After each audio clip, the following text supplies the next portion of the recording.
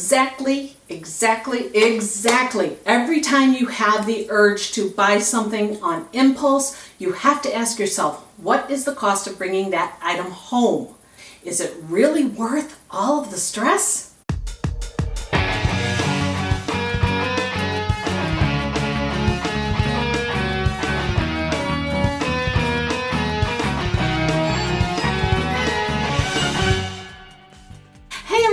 Welcome back. Today I'm doing a reaction video. Now, if this is your first time visiting my channel, thanks so much for clicking on this video. My name is Pam. I'm a professional organizer, and on this channel I share some of my best organizing tips. I test out organizing and cleaning hacks. I test out organizing products. I do reaction videos like today. I also upload weight loss vlogs because honestly, I need to lose a lot of weight. And the path to organization and the path to weight loss are often parallel journeys because they use similar strategies. So like I said, today I'm doing a reaction video. Now the video I'm going to be watching is a Hoarders episode. And I want to thank my viewer Anna for suggesting this video in a comment she made on the reaction video I did on Marie Kondo. So without further ado, let's get started.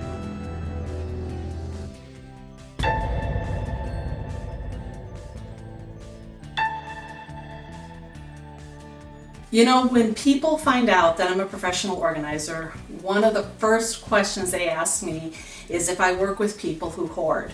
And I used to, but I don't anymore. So I just want to clarify something up front. Like the intro on this episode states, hoarding is definitely a mental illness. But this must be an older episode because currently there's more like 15 million Americans that struggle with hoarding, not the 3 million like it's stated. My name is Chris. I have so much stuff. I still have toys from when my 17-year-old was a baby. I have everything because I can't part with it, but I know I need to. My girls never really say anything to me about the house because I know they don't want to hurt my feelings. But my older daughter, she spends a lot of time at friends' houses, and I don't blame her. I mean, I wouldn't bring anyone back here. I have had no one in my house for over a year. No one. Okay, so getting back to talking about hoarding. Hoarding is very different from having excessive clutter around your house. You know, many people live very busy lives and they can often have very cluttered homes. But that doesn't necessarily mean that they are hoarders. Hoarding falls more into the realm of having so much stuff that it actually impacts your daily life or your relationships or your health, or you being able to perform normal daily functions like cooking in your kitchen or using your bathroom or even just being able to have company over. And because hoarding is a mental illness, there's a strong need for a psychologist to be actively involved with that person who's hoarding. Because in my experience, hoarding is often triggered by some kind of traumatic loss, whether it's the death of a family member, a divorce, or even the loss of employment. Heck, I've even seen empty nesters be triggered into hoarding. So if you don't have a psychologist actively involved in the process, it's very difficult to help the person who's hoarding out of that situation. So I rarely, if ever, work with hoarding situations unless I know for a fact that there will be a psychologist working closely with the client. Okay, sorry, let's get back to the episode.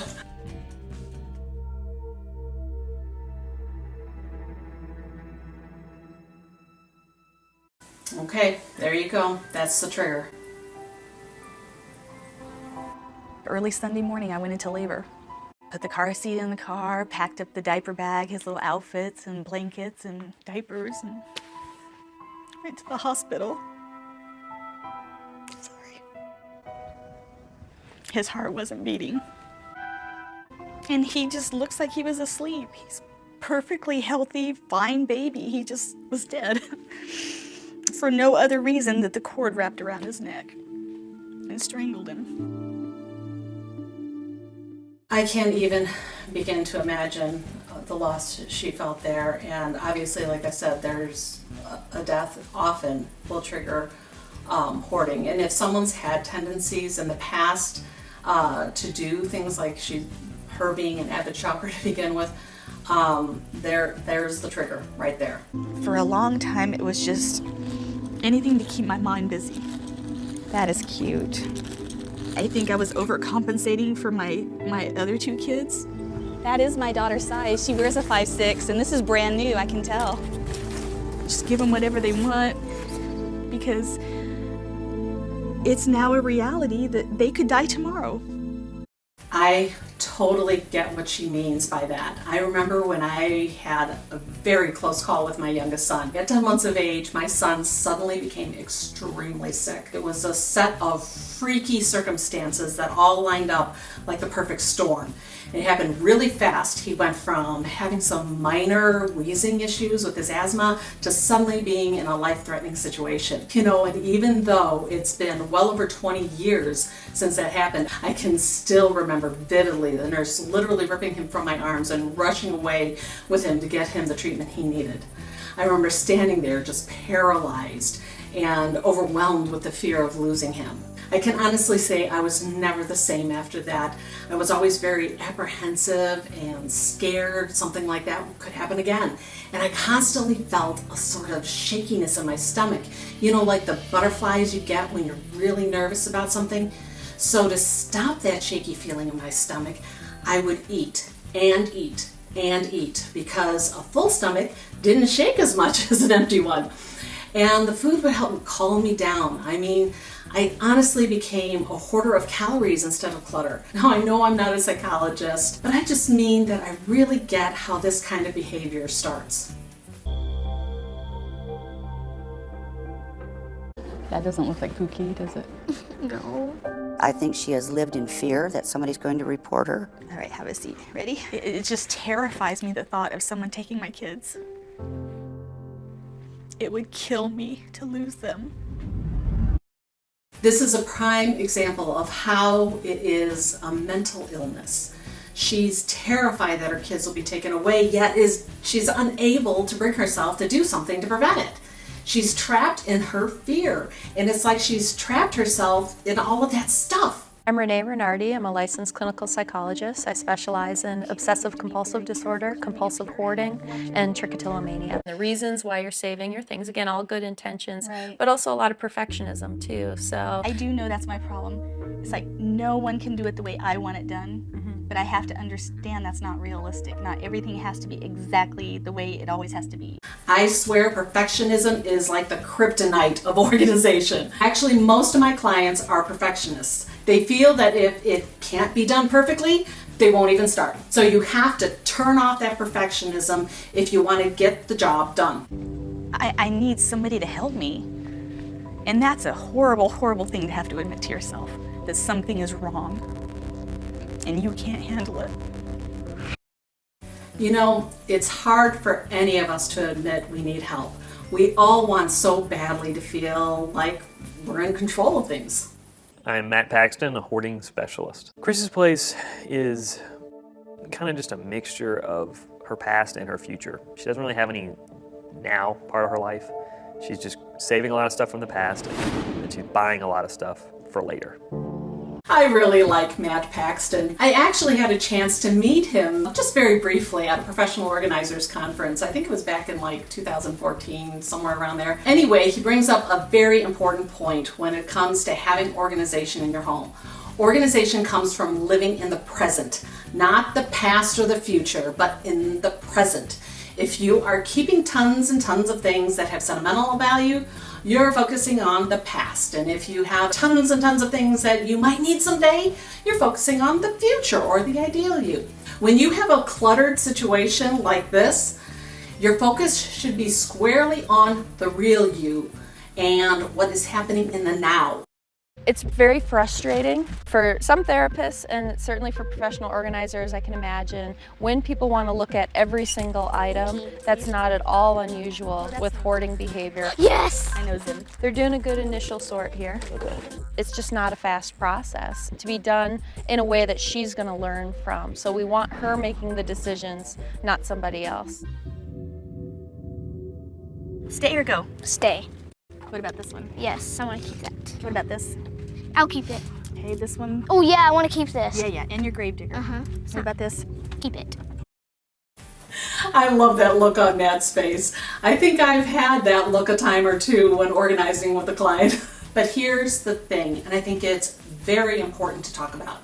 Right now, there are some very popular TV shows that show organizers doing all of the organizing work for their clients. Now, I'm not trying to criticize what they're doing because there are a lot of people who just want organization to get done and they really don't want to be a part of the process. But those same people might find themselves very disappointed down the road when things inevitably start getting cluttered and messy again.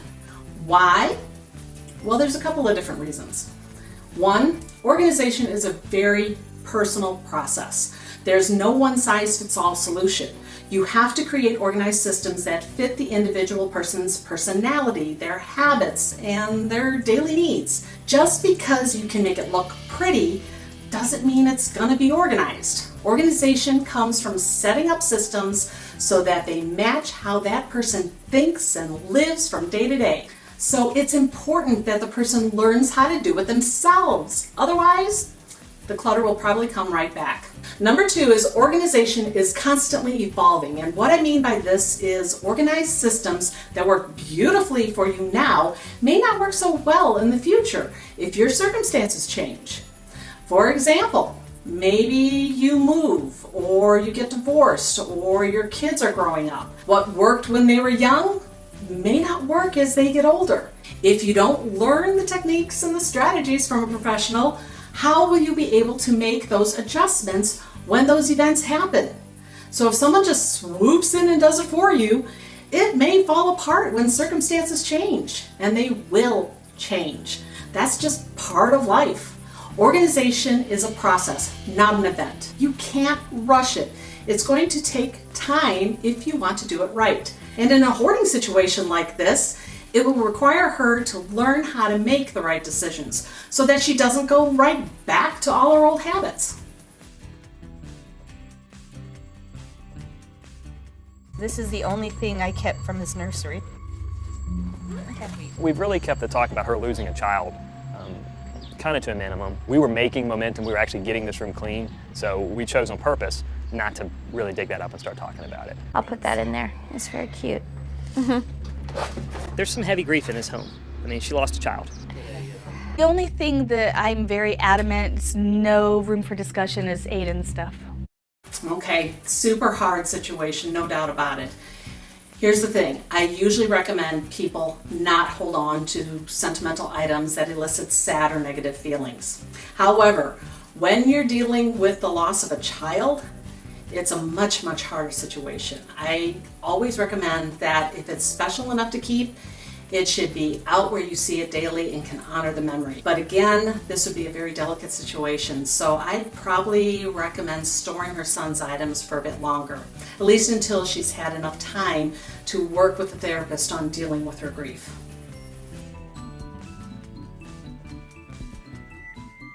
Chris has the OCD issue where she needs to touch everything. If she refocuses her control somewhere else, somewhere real, like a relationship with her daughters, and she got confidence of having control in that part of her life, she would no longer have this need to direct the control somewhere else. Matt made a very good point. Can I just say, people, stop putting so much value on stuff. Focus on the people in your life and the experiences you'll share with them. But in her situation, letting go of all this stuff represents more loss that she may not be ready for or is just too scared to face.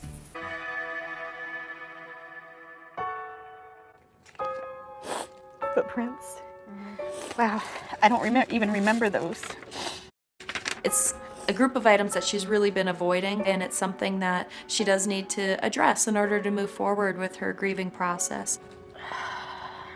For like, probably about a month afterwards, I slept with this because the blanket smelled like him. Yeah, Doesn't smell like him. doesn't smell like them anymore. Yeah, I wish that smell stayed I know. forever. But I'm still gonna keep it.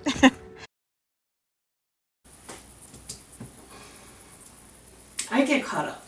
I remember holding on to Nani's sweater for that same reason. Okay, like I started to say before, sentimental items should not be buried away in a box in a dark corner of a closet. I would maybe frame the foot and handprints and possibly use that blanket as a mat around the print. Then maybe I'd find a small toddler chair and set the stuffed bear on that chair. She could maybe put that chair in a special corner of her home with the frame hung nearby and make it into Aiden's special corner or something like that. That way she could see those items and honor his memory daily. She has an enormous amount of therapy that she needs to go through, and she doesn't really think she needs it. What can I do for you? Nothing. Let you cry it out. I'm pretty sure she's going to fill this house back up. If she doesn't go to therapy, this house will be filled right back up, and the kids will be yanked within the year. Matt is 100% correct. I can't emphasize it enough that hoarding is a mental illness, and without therapy, the hoarding will not stop. I stepped away from trying to help families in hoarding situations because if the person who is doing the hoarding isn't actively under the care of a psychologist, nothing I can do can really help them. I can box things up, make the place appear more acceptable, but in the end, the hoarding will come right back if the person is not working with a psychologist to help them work through the underlying problem that's causing the hoarding. It's never about the stuff. It's about whatever experience triggered that behavior.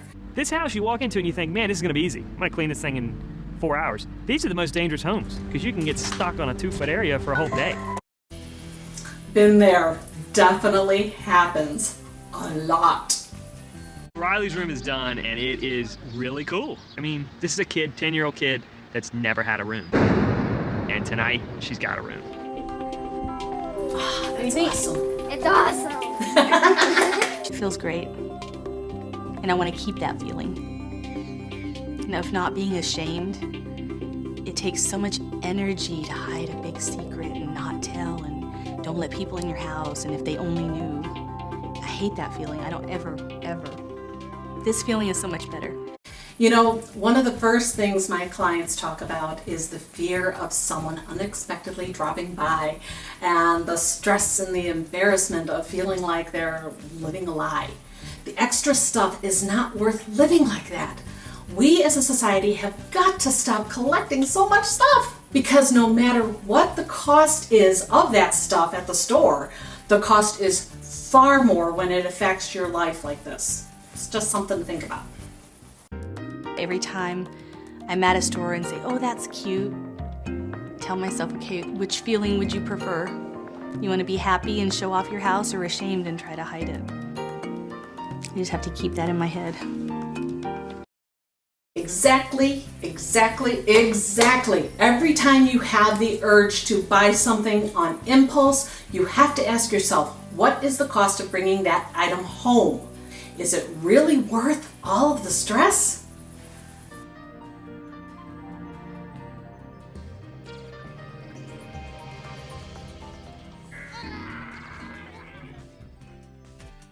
Okay, I really hope she did pursue the counseling after that, because let's face it, life has this way of throwing you curveballs when you least expect it. You know, I think 2020 probably made everyone more aware of that.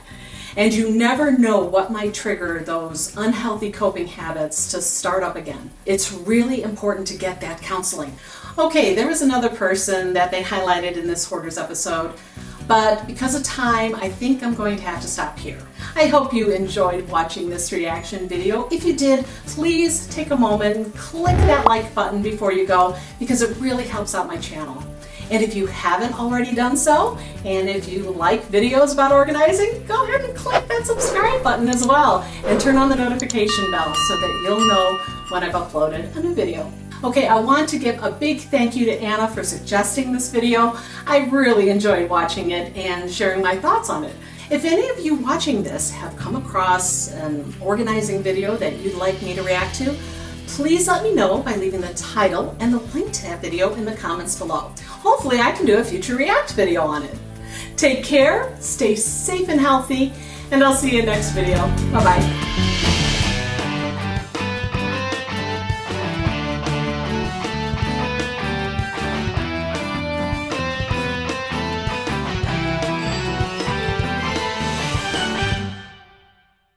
Hey, if you like this video, links to my socials are found below.